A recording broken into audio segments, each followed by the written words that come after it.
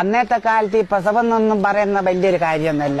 അതിന്റെ ഒരു ഉദാഹരണം എന്ന് പറയുന്നത് ഞാനും നമ്മളെ പിന്നെ തൈല കല്യാണി പിന്നെ അതുപോലെ തന്നെ പൊക്കി മാധു എല്ലാം ഒരുമിച്ചിരിക്കുമ്പോ പണ്ടത്തെ കാലത്ത് പിന്നെ മാധു പറഞ്ഞ് ഞാനും നിങ്ങൾ വർത്താനം പറഞ്ഞു കുത്തിരിക്കും, ഞാൻ 5 മിനിറ്റ് പോയിട്ട് വരട്ടെ. ഞാൻ ചോദിച്ചു എല്ലാം വെള്ളം ഇഞ്ഞി തേടിയാ പോന്നെ, ഞാനൊന്ന് പെറ്റിട്ട് വരട്ടെ. അന്നത്തെ കാലം അങ്ങനെയാ. മാധുവിന് അന്ന് 6 മക്കളാ. മാധവന് 6 മക്കളാണെങ്കിൽ ഈനേണ്ട നോക്കുവാനാന്ന്. അങ്ങനെ മാധു കെട്ടിയവനോട് പറയൂ, വിഷ് എന്തെന്നാ ഇത് പിള്ളേരെ കൊണ്ട് 6 മക്കൾ എന്തിനും 2 പോരേനാ ഒരുപാട് ഇതിങ്ങനെ പറഞ്ഞ് പ്രശ്നമാക്കും. അങ്ങനെ മാധുവിന്റെ കെട്ടിയ പൊക്കം വന്നിട്ട് സമാധാനിച്ചിട്ട് പിന്നെ മാധുവിന് 12 മക്കളങ്ങായിപ്പോയി. എന്ത് പറയാന്ന കേക്കണം.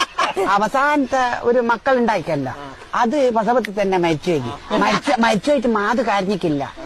അതെന്താന്ന് വെച്ചാല് അഥവാ പിന്നെ പൊക്കം വന്നിട്ട് പിന്നെ സമാധാനിപ്പിച്ചാൽ അന്ന്